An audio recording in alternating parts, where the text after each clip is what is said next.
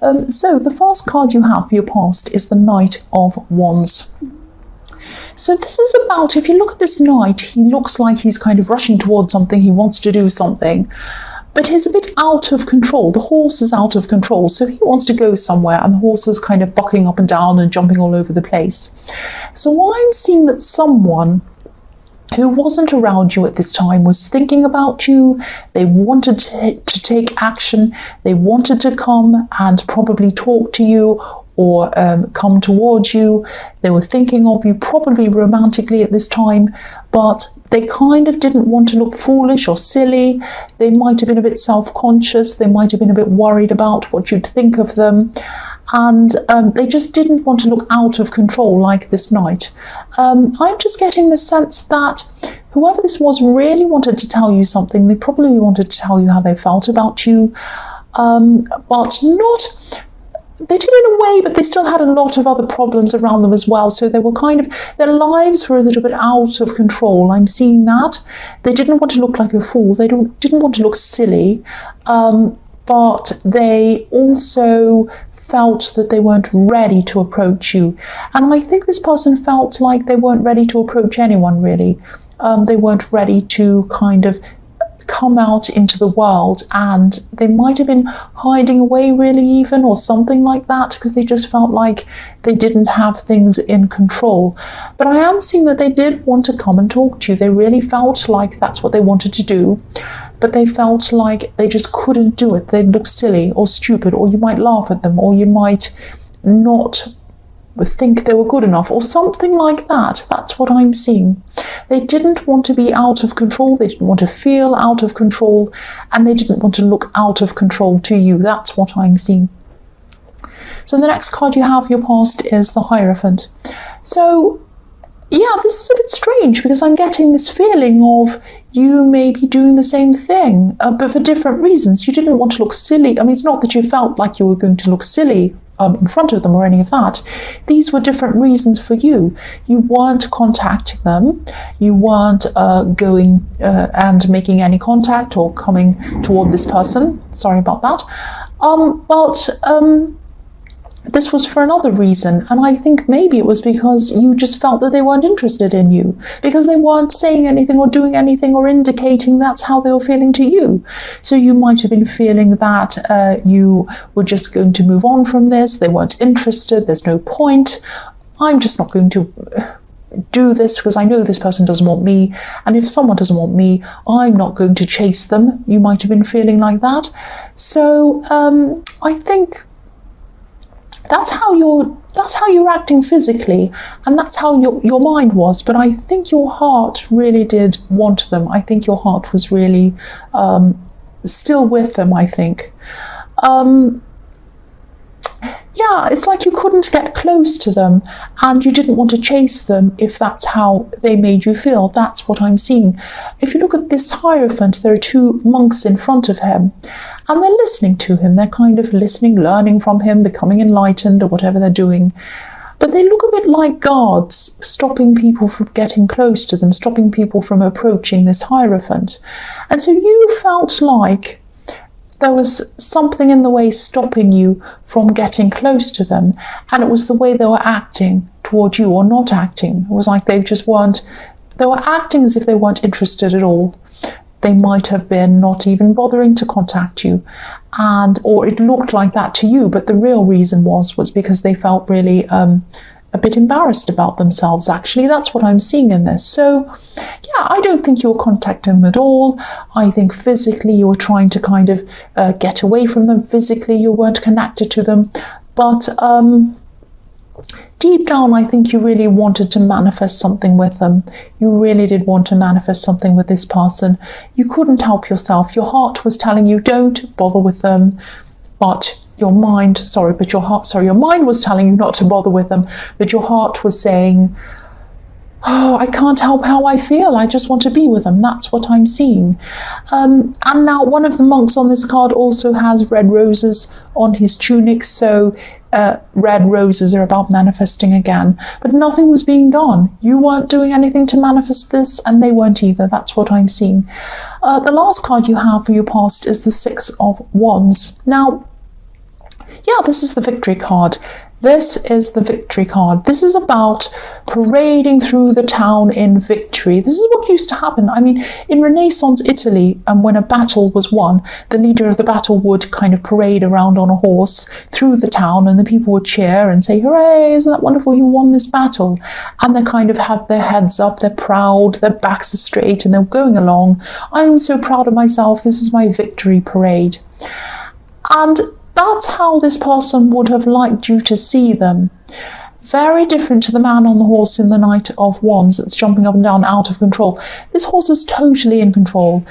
This man is kind of victoriously going along in a parade, looking very proud of themselves. This is how they wanted you to see them. They didn't want you to see them in their mess, looking crazy. And you didn't mind. It didn't bother you. You wanted to be, you wanted a real person. You didn't mind. You wanted them good, bad, everything else. You really did not mind. But I think they might have just been trying to maybe get themselves together, get their lives together, not just for you, but for everything in their life. They just felt really down. They felt like they weren't good enough. They felt like they really had to be more like the Six of Wands than the Knight of Wands. So yeah, I just think that, I think they might have had a bit of an unrealistic idea of what they had to be like to really talk to you or anyone else. They're a little bit down about themselves. That's what I'm seeing. Because, life can't always be like that. You can't always be on parade perfectly going past, with everyone cheering at you. It's not like that. There are ups and downs in life. And I think you understand that not everyone has fantastic life all the time. Everyone has ups and downs. People have problems in their life. People fall off. People lose their jobs. People have heartbreak. All sorts of things happen. And you know that. But I think, this is what their mindset was. They just wanted to get themselves into order before they came toward you or anyone else. They might have been in hiding, actually. The first card you have for your present is the Five of Wands. Yes, so here's more wands, and here is more of a mess. I mean, look at the mess in this card. So this is how they're feeling about themselves. They might be thinking to themselves, I'm a mess. I'm a total mess. I just cannot get a handle on my life. It's just totally out of control. I can't expect anyone to want to be with me. I can't expect anyone to even want to talk to me when I'm like this. So I think, they have a lot of problems. I'm seeing a lot of problems around work with them. They might have even been out of work. It might have been that bad. I'm seeing that, their self-esteem could be tied to their work or their job or something like that as well. And either they're really unhappy in their job or they're unemployed. It might be one or the other thing. They definitely do not feel in charge of their life. I keep on seeing that. And also I'm feeling this pressure around them as well. They might be feeling as if they're under pressure from someone around them. I'm seeing someone who is trying to kind of give them a bit of kind of what you call tough love, saying, do this, do that, that's not right, no, you should do this. But it's not helping them. It's actually making them feel worse. That's what I'm seeing. It's really not helping their confidence. If they had someone to build up their confidence, it might help them to do better with themselves, but it's really not helping. So they're stuck in this really difficult situation. I don't think this person's helping them at all. They should really distance themselves from whoever this is. They're going through this terrible inner battle and this person isn't helping. That's what I'm seeing. This person actually could be a family member around them. And I think they might be either trying to help them or they might be either saying all these things to them because they actually aren't a very nice person. It's one or the other. They're either trying to be tough and caring to kind of push them, or they might be just not a nice person. Whatever it is, whatever reason it is not helping them. It really is not. The next card you have for your present is the Two of Swords. So, I know I'm going to sound repetitive here, but this is what I keep on seeing. There's a situation between you where you're thinking about each other, but nobody's moving forward. Nobody is taking action. And again, I think you don't realize why this person isn't coming forward to you. You might be telling yourself or trying to tell yourself just to move on. They're not interested. Why would I want to talk to them or speak to them or even think about them if they're not interested in me? I'm just going to try and move on. I'm not going to think about them. If they wanted me, they'd come toward me, and they're not doing that. All of that is going through your mind. And you're physically moving on, you're physically doing that. But again, your heart is not moving on. Your heart is speaking louder than your head. Your heart is speaking louder than your head with the way you're feeling. Now, I think you're trying to close this off. You're trying not to feel this. You're trying to put your heart down, to push it down so that it doesn't pop up again and hurt you. You're trying to do everything you can, take your mind off things, keep busy, all of that kind of thing. Because the woman on this card, she has her swords crossed over her heart. She's crossing her heart. She's saying, no, I'm not going to let myself feel this. And that's what you're doing. You might be thinking, there's no point in feeling anything if they don't feel the same. I'm not going to feel like that. I'm not going to bother with them. I just need to move on. And, one of you is going to have to reach out at some time. And I'm seeing that one of you probably will sometime. But, there's this battle with you between your heart and your head. That's what I'm seeing. And it's because they're not reaching out to you. But they're not reaching out to you for other reasons, not because they're not interested in you. That's what I'm seeing. It's really, really difficult. The last card you have for your present is the Ten of Pentacles. So I keep on seeing this family member around this person. Obviously, this card has a family in it. They're not communicating properly in this card. I mean, there's a couple in the middle. They're not talking. They're kind of walking past each other. There's an old man. He's not talking to anyone. He's interested in his dogs. There's a little boy who's obviously being a bit naughty, going to pull this dog's tail. They're not talking to anyone either. Nobody's talking to anyone. So the communication is not happening properly. And that's right, the communication is not happening properly between this family member and this person. So I think there might be someone in this family, or all of the family might have very high expectations of this person, and maybe they might have unrealistic expectations. These are expectations about earnings, around money, because obviously this is about coins. And I think any achievement that's seen as below these kind of expectations might be viewed as a failure by this family, especially around this specific person. Because if you look at these coins, they're placed over the family, on top of the family. They're not in the scene, they're kind of placed over the scene. So whoever this is putting money, coins, status, all of that kind of thing above caring for the person. That's what I'm seeing. So this is quite a horrible situation this person's in. They don't like it. It's really destroying their confidence. And, they really, really need to get away from this influence. But I don't think they feel strong enough to do that.